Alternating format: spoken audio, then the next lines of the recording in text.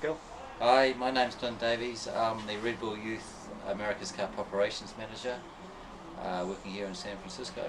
I guess what our job is to do is we set the boats up, we maintain them when the youth are sailing them and check for problems and hopefully solve the issues so they can go sailing every day. We have a staff of 13 people, probably about 5 riggers and boat builders and then just general hands. I actually am a sailmaker. Or as we call them, a bag maker these days. There's not a lot of work for sail makers. That's modern America's Cup. We have a full boat building, rigging shop, and also a winch maintenance shop. So we do the full maintenance on all the boats. We've got guys who've been doing our staff are people who've been doing the America's Cup for eons really. I think most of them are on about their 4th or 5th America's Cup. Which is quite good because it means they bring a lot of experience to this, whereas the youth are very new to the game, so it's, our guys are able to pass on that experience and that knowledge. Our guys tend to concentrate more on the more complex things that require high boat building skill or high rigging skills, but we generally try and encourage the youth to maintain as much of the boats themselves as possible. The American Youth Force guys are pretty good.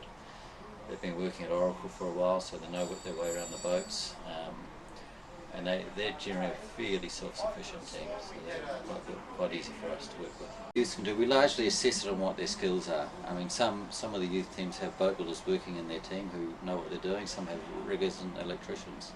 So if they've got the appropriate skill level, you let them go to a certain extent. But at the end of the day, we still control everything to make sure there's no items that could, no work being done that could affect the boat structurally or turn it into a dangerous boat in some way.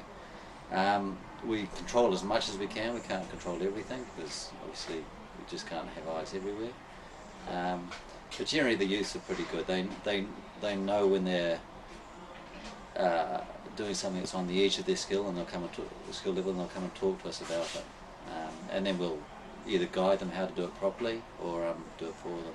Okay. So what we've done for this Youth America's Cup is we've actually put polystyrene in the top of the wings, in the top probably 2 metres of the wing. And the reason we've done that is that what happens when the wing capsizes, the glysail, which is the clear plastic that covers the skeleton, I guess, of the wing, often breaks and the water gets in. That breaks the frames and then the wing starts to sink further and so forth. So by changing the top of the wings to polystyrene, it effectively makes it a lot stronger and stops a snowball effect from happening.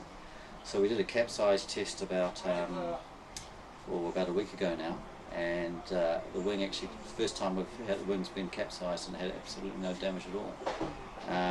So we're trying to do a lot of preventative things. If a wing is broken, generally it's just frames, and we can fix that sort of thing overnight. We also carry spare flaps, which are the trailing edge parts of the wing, and so the idea is that we can plug those on very quickly if we need to. They're all interchangeable from boat to boat. So you might see a boat out there one day with a clear flap that's unbranded, and the reason being is that we would have just plugged a new one in.